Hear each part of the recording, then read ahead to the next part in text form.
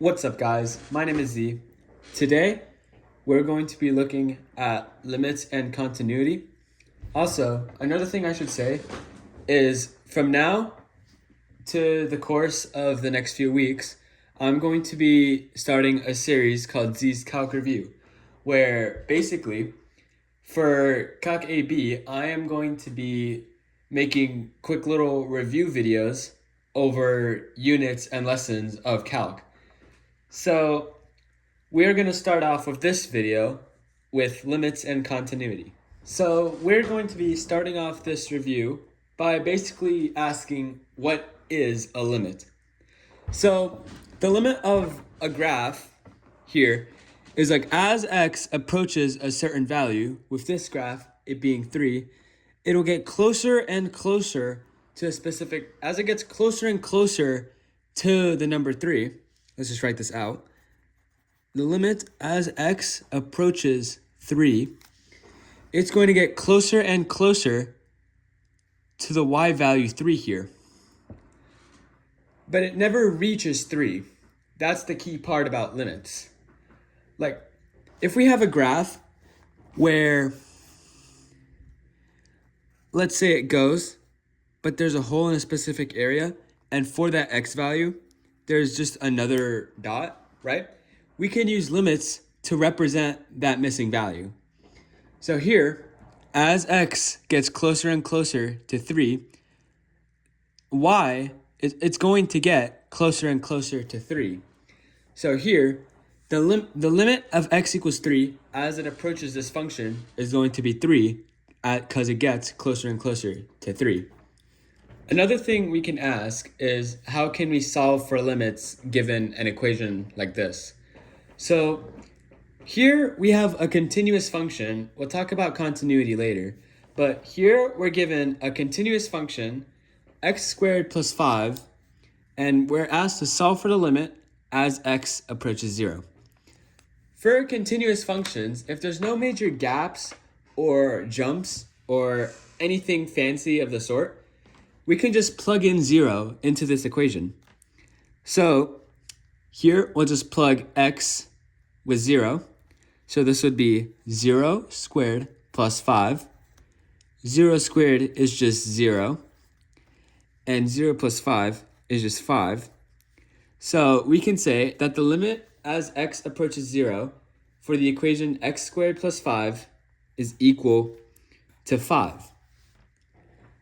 Going back to that earlier equation, what is continuity? Continuity in a graph is if for any x value, in a function, it doesn't stop at all, right? The limit for x at every value is equal to x at that value. So let's say there's a hole here at this x value, but the actual x value is a little lower than it. This function wouldn't be continuous because there's a hole and the limit as x approaches that x value isn't equal to the function at that x value. Another thing that can make functions uncontinuous, not continuous, is our asymptotes, like this vertical asymptote right here. This, as the limit of x approaches to 0, is different on both sides. On this side, it's negative infinity, and on this side, it's positive infinity. And another thing is that when x equals 0, this function is undefined. So there's not really a value for that. And it's not continuous because it doesn't go through the entire way. So how can we find the limit of a non-continuous function like this, where x approaches a limit, but then as it gets to that limit, it drops down and then keeps going from that dropped value? Here is when we use limit notation. So let's say this x value is 3. So as the limit of x approaches 3, we need a notation for whether we're talking about the left side, the negative side, or the right side, the positive side. So here we can either write a negative or a positive for which side we're talking about. Negative would be like as it approaches x from a lesser value, and positive would be as it approaches x from a higher value. So if we were to take this from the left side, we would answer with the higher value. But if this was written with a plus, we would be taking it from the right value. Using what we know, let's try to solve for this limit. The limit as x approaches 3 of x squared minus 9 over x minus 3. This limit is going to require our algebra skills. And we can notice that this is just a difference of squares, where a squared minus b squared is equal to a plus b times a minus b. So we can write this as x plus 3 times x minus 3 over x minus 3. This clearly cancels out. So we're left with x plus 3. And now, because there's no denominator, there's no value where x can be undefined, where the function can be undefined at x equals 3, we can just plug this in. So we plug in x for 3. We get 3 plus 3, which is 6. And we have our answer. The limit as x approaches 3 with the function x squared minus 9 over x minus 3 is equal to 6. What if the limit of x approaches infinity?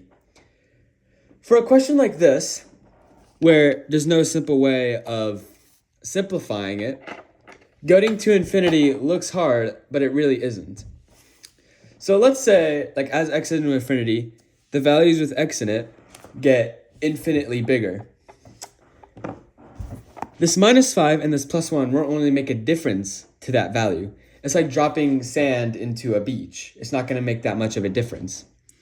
So while we get this infinite value, we can ignore these.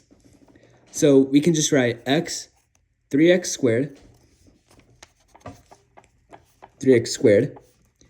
over x squared. Now, we have the values where x can be infinite, right? And we can just cancel these out. So we're left with 3, and this is going to be our answer. Because as x gets infinitely bigger, this is going to be just about 3 times bigger than this, and it's going to cancel out, and we left with the value 3. Thank you guys so much for watching. If there was something in this video about limits or continuity that you didn't understand, please let me know in the comments. I'll be happy to make a video explaining it further. Thank you so much for watching. Please be sure to subscribe if you would like to see some more calc reviews. I'm trying to make one for some basic derivatives in Unit 2 and some stuff in the future. And yeah, that's about it. Have a wonderful day and see you guys next video.